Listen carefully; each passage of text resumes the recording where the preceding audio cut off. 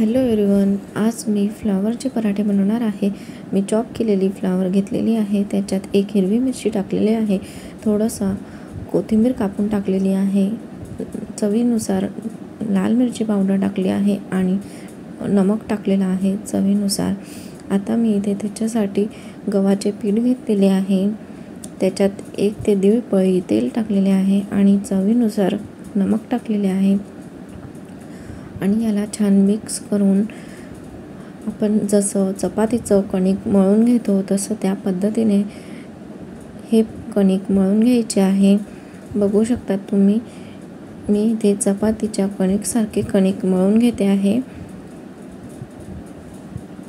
तुम्ही पण कधी कोबीचे पराठे केले आहेत का, मला कमेंट्समध्ये सांगा। ह्या पद्धतीने मी आता कणिक मळून घेतलेले आहे आणि त्याची चपाती लाटून घेते आहे। थोडं कणिक जास्त घ्यायचं आहे, गोळा थोडा जास्त घ्यायचा आहे। हे पराठे थोडे जाडसर बनवले की खूप टेस्टी लागतात आणि याच्यात आत भरलेलं कोबीचं जे मिश्रण आहे ते थोडं जास्त भरायचं आहे। बघू शकतात तुम्ही, मी इथे कशा पद्धतीने भरत आहे आणि तुम्ही पण तुमच्याकडे ही रेसिपी करून बघा, तुम्हाला खूप आवडेल।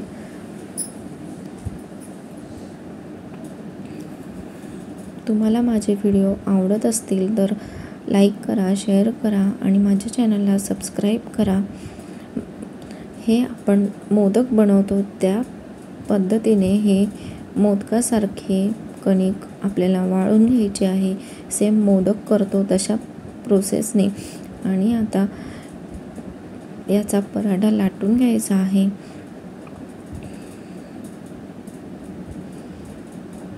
याला जाडसरच ठेवायचा आहे, जाडसर ठेवल्यामुळे याची टेस्ट खूप छान लागते।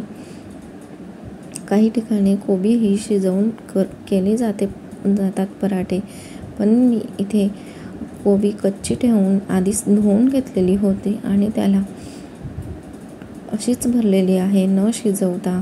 याची टेस्ट खूप वेगळी लागते, खूप छान लागते शिजवलेल्या पराठ्यांपेक्षा।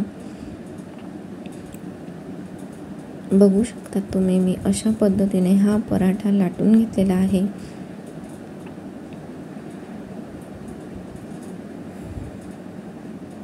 तुम्हाला माझ्या रेसिपी आवडता आहेत का नाही मला कमेंट्स करून नक्की सांगा।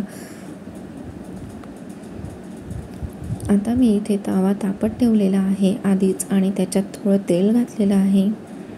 आता मी पराठा त्याच्यात टाकून घेते आहे आणि छान क्रिस्पी होतो तोपर्यंत शेकून घ्यायचा आहे। बघू शकता तुम्ही, मी एका साईडने पराठा शेकून घेतला आहे। आता अशा पद्धतीने मी सगळे पराठे करून घेते आहे। तुम्हाला व्हिडिओ आवडला असेल तर लाईक करा, शेअर, सबस्क्राईब करा चॅनलला। थँक्यू।